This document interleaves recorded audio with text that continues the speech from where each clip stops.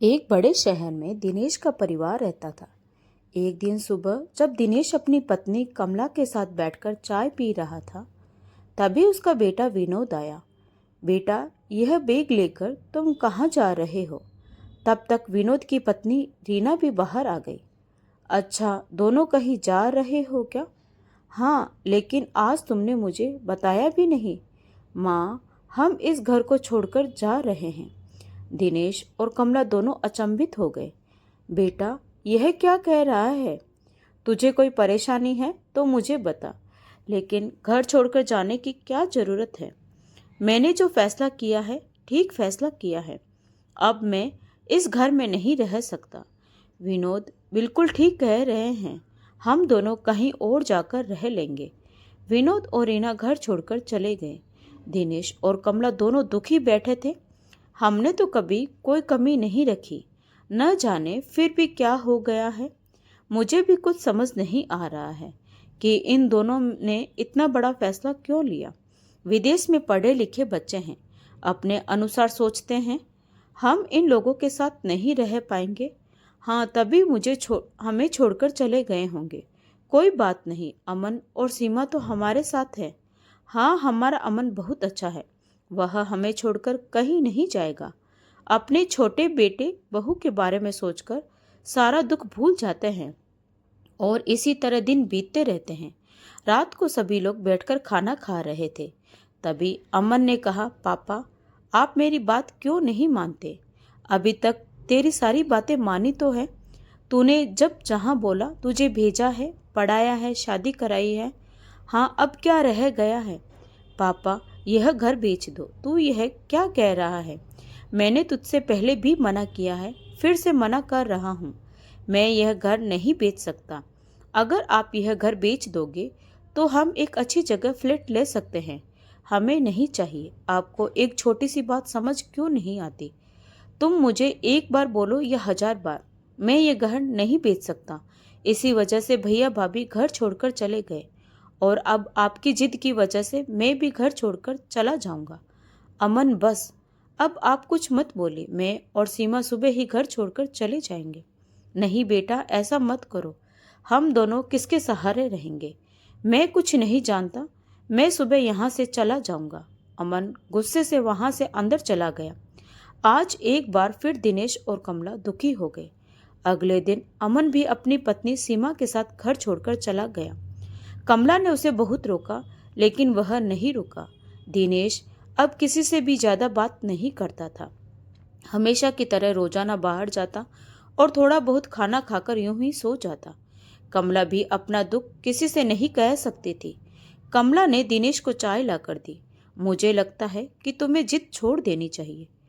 तुम भी उन लोगों की तरह सोच रही हो कि मैं गलत हूँ? और नहीं तो क्या। क्या है ऐसा इस घर में जो तुम बच्चों की तरह जिद करके बैठे हो? कुछ नहीं है। अगर तुम भी अपने बच्चों के पास जाना चाहती हो तो जा सकती हो। मेरे कहने का मतलब यह नहीं है। मैं अभी बाहर जा रहा हूँ। दिनेश वहां से चला गया और एक छोले भटूरे वाली दुकान पर जाकर मजदूरी करने लगा।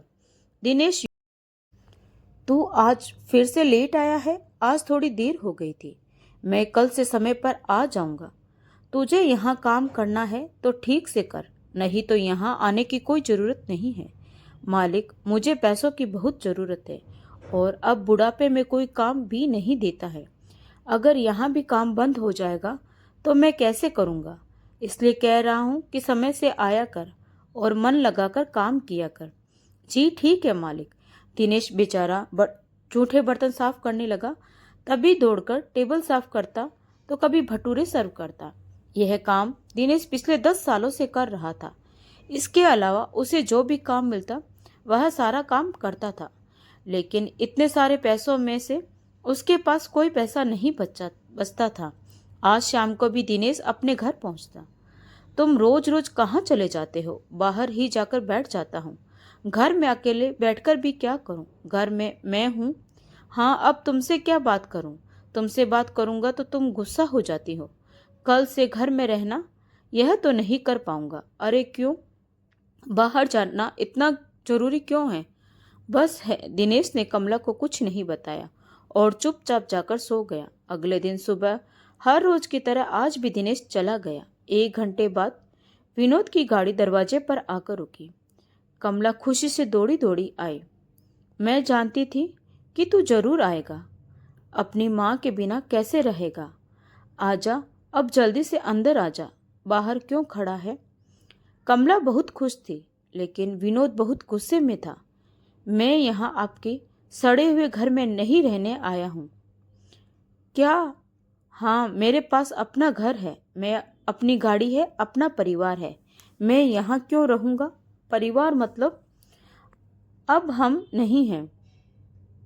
मैं एक बहुत बड़ी कंपनी में काम करता हूँ, समाज में मेरी इज्जत है, लोग मुझे सर सर बुलाते हैं। फिर यहाँ क्यों आया है? अपने माँ बाप को बेइज्जत करने? बेइज्जत तो आपके पति ने किया है मुझे। हाँ, अगर आज तुझे पढ़ाया नहीं होता तो कोई ऐसा नहीं किया है मुझ पर। तभी गाड़ी से दिनेश बाहर निकला। तुम और इसके साथ? कमला, इसे जाने दो, अभी कुछ मत कहो। पापा, ओ सॉरी, मुझे तो आपको पापा कहने में भी शर्म आ रही है। बस बहुत हो गए विनोद, मैं अब बर्दाश्त नहीं करूँगी। यह भटूरे के ठेले पर बर्तन साफ कर रहे थे और मैं नहीं चाहता कि मेरा किसी ऐसे आदमी से संबंध रहे। ठीक है, मैं यहाँ आप लोगों की मदद करने आया था, लेकिन आपने दिखा दिया कि आप मदद के काबिल नहीं हो। इतना कहकर विनोद गुस्से से वहां से चला गया। तुम मुझे कुछ मत बताओ, मैं सब जानती हूँ और इसमें तुम्हारी कोई गलती नहीं है। दोनों फूट फूट कर रोए। शाम को विनोद ने अमन को फोन करके अपने पास बुलाया। अमन विनोद के घर पहुंच गया।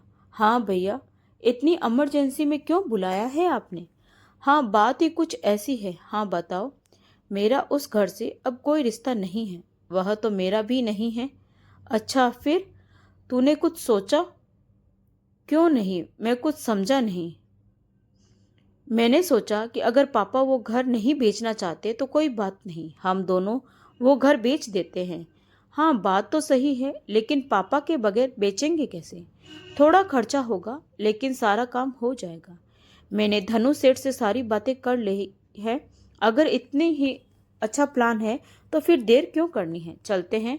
ज़्यादा भी कुछ नहीं तो उस पैसे से एक नई नई गाड़ी दोनों भाइयों को मिल जाएगी। दोनों भाई मिलकर धनु सेठ के पास जाते हैं। बताओ बच्चों, क्या खरीदना बेचना है आपको? बेचना है सेठ जी हमारा घर। तुम्हारे पापा मान गए? फोन पर बताया था ना मैंने, लेकिन तब मैंने पहचाना नहीं था। यह घर मैं नहीं खरीद सकता। हम जानते हैं कि उस घर में ऐसा कुछ स्पेशल नहीं है, लेकिन आप हमें कम पैसे भी दे दोगे तो चलेगा। प्लीज़ वह घर खरीद लीजिए, बहुत ज़रूरी है। देखो बच्चों, वह घर मैं आज से 10 साल पहले खरीद चुका हूँ। आपका दिमाग ठीक है? यह सब क्या कह रहे हैं आप? मेरा दिमाग बिल्कुल ठीक है, लेकिन शायद तुम दोनों का नहीं है, तभी ऐसी बातें कर रहे हो। चल अमन, यहाँ से चलते हैं। यह भी हमारे बाप की बातों में आ गया। काश तुम्हारा बाप भी तुम्हारी बातों में ना आया होता तो आज उसे यह दिन ना देखना होता। क्या मतलब? तुम्हारे पिता की एक छोटी सी प्राइवेट नौकरी थी, क्या वो तुम्हें उस पैसे से विदेश भेज पाते? इतने अच्छे कॉलेज से पढ़ाई करवा पाते? कभी सोचा है? फिर यह घर? हाँ, मैंने तुम्हारे पिता को पैसे उधार दिए थे और यह मेरे पास गिरवी है, जिसको वह मेहनत मजदूरी करके चुका रहे हैं। जब तुम्हारा समय आया तो तुमने अपने पिता की मदद नहीं की, बल्कि जलील करके धोखे से यह घर बेचने चले हो। हमें नहीं पता था, एक बार वह तुम्हें पढ़ा चुके हैं, काबिल बना चुके हैं और यह घर हमेशा तुम्हारा रहे, उसके लिए अभी भी काम कर रहे हैं। मुझे तो घिन आती है ऐसे बच्चों से। विनोद और अमन अपने किए पर बहुत शर्मिंदा होते हैं। दोनों रोने लगते हैं। आप बाकी बचा हुआ पैसा बताइए, हम सारा चुका देंगे।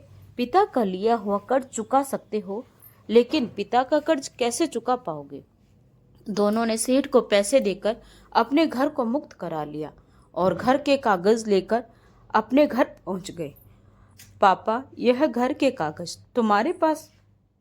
हमें सब पता चल गया है पिताजी, हमसे बहुत बड़ी भूल हुई है। दोनों भाई रो रो कर अपने माँ बाप से माफ़ी मांगते हैं और फिर पूरा परिवार एक ही घर में खुशी खुशी रहता है। पिता के द्वारा लिए हुए कर्ज को चुकाया जा सकता है, लेकिन पिता के कर्ज को चुकाना संभव नहीं है। तो दोस्तों, आपको यह कहानी कैसी लगी कमेंट करके जरूर बताएं। और अगर कहानी अच्छी लगी हो तो प्लीज़ लाइक, शेयर और सब्सक्राइब जरूर करें। तो मिलते हैं एक नई कहानी के साथ। धन्यवाद।